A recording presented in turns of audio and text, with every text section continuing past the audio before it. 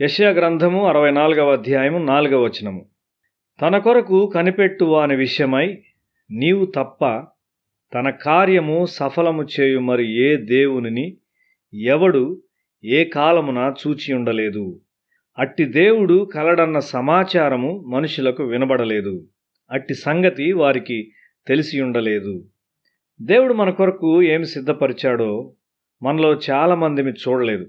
దేవుని యొద్ద తగినంతగా సహనముతో మరియు ఆసక్తితో వేచియుండు వారు మాత్రమే దాన్ని చూడగలరు. నీవు ఆయన యొద్ద వేచి ఉన్నప్పుడు నీ కన్నులు మరియు చెవులు తెరవబడును. దేవుడు సిద్ధపరిచినవి ఎంతో ప్రశస్తమైనవి. సిద్ధపడని హస్తములలో మరియు అపవిత్రమైన హృదయాల్లో అవి పెట్టబడవు. నాకు మొరపెట్టుము, నేను నీకు ఉత్తరమిచ్చెదను. నీవు గ్రహింపలేని గొప్ప సంగతులను, గూఢమైన సంగతులను నీకు తెలియజేతును. ఇర్మీయా గ్రంథము 33వ అధ్యాయం 3వ వచనం.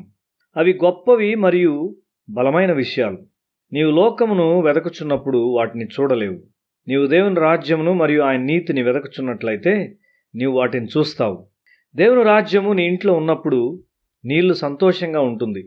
దేవుని నీతి నీలోనికి వచ్చినప్పుడు నీవు సంతోషంగా ఉంటావు. ప్రతి నిజమైన క్రైస్తవుడు తన శరీరముతో కఠినముగా ఉండి దేవుని రాజ్యము తన కుటుంబంలోనికి వచ్చుటకు ఆటంకపరచే శక్తులతో పోరాడతాడు. అటువంటి శక్తులను ద్వేషిస్తాడు. ఎందుకనగా నీలో వృద్ధి చెందుచున్న దైవిక వ్యక్తిత్వాన్ని మరియు నీలోని దైవిక శక్తులు అభివృద్ధి చెందుటను అవి ఆటంకపరుస్తాయి. ఆయన మోషేకు తన మార్గములను తెలియజేసెను. ఇశ్రాయేలు వంశస్థులకు తన క్రియలను కనబరచెను. 103వ కీర్తన 7వ వచనంలో చూస్తున్నాము.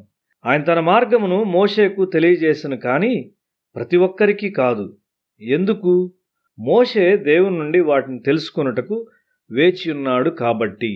నీ ఉద్యోగంలో నీవు దేవునిని కలిగి ఉండుటకు నీ కళాశాల దినములు ఒక సిద్ధపాటుగా ఉన్నవి.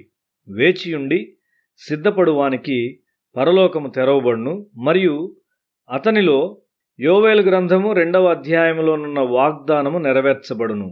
దేవుడు నీ కొరకు చూచిన దానిని నీవు చూచి ఉండలేదు.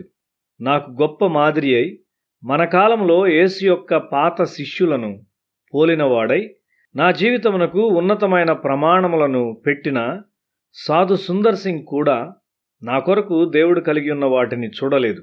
దేవుడు నీ కొరకై ఏమి చూచాడో అవి కంటికి కనబడలేదు, చెవికి వినబడలేదు.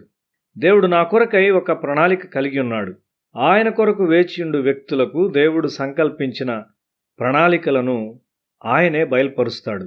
నాకు మొరపెట్టుము, నేను నీకు ఉత్తరమిచ్చెదను.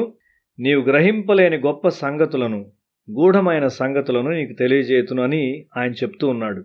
ఎందుకనగా అవి మానవుని ఊహకు మించినవై ఉన్నవి.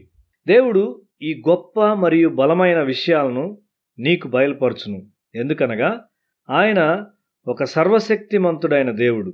ఆయన ఆ గొప్ప విషయాలను నీలో నెరవేర్చగలడు. ఆయనకు మొరపెట్టుము. ఆయన ఉద్దేశములు ఘనమైనవి మరియు అత్యున్నతమైనవి. ఆయన కొరకు వేచియుండుము. ఆయన సలహాలు, ఆయన నడిపింపు మరియు ఆయన జవాబు కొరకు వేచియుండుము. ఆయన మార్గములను ఆయన నీకు తెలియజేయనిమ్ము. ఆయన యొద్ద దినదినము నీవు వేచియుండగా నీ ఆత్మీయ దృష్టి మేల్కొల్పబడును మరియు దేవుడు నీకు చూపించు వాటిని చూడడం ప్రారంభిస్తావు. నీ ఆత్మీయ అవగాహన ఎదుగుచుండును మరియు దేవుడు చెప్పుచున్న దాన్ని నీవు గ్రహించటం ప్రారంభిస్తావు. నీవు పోరాడవలసిన యుద్ధం ఉన్నది. నీ బలము దుర్బలమైనది గాని ఆయన సర్వశక్తిమంతుడు. యుద్ధములో తన బలమును ఆయన చూపించనిమ్ము. యుద్ధశూరుడైన యెహోవా అని 24వ కీర్తన 8వ వచనంలో కీర్తనాకారుడు ఆయన్ని పిలుస్తూ ఉన్నాడు. దేవుడు తన ప్రణాళికను నీకు తెలుపుట మాత్రమే కాదు, తన ప్రణాళికకు సంబంధించిన మార్గములో ఆయన్ని ఉంచి నీలో ఆ ప్రణాళికను ఆయన నెరవేర్చును.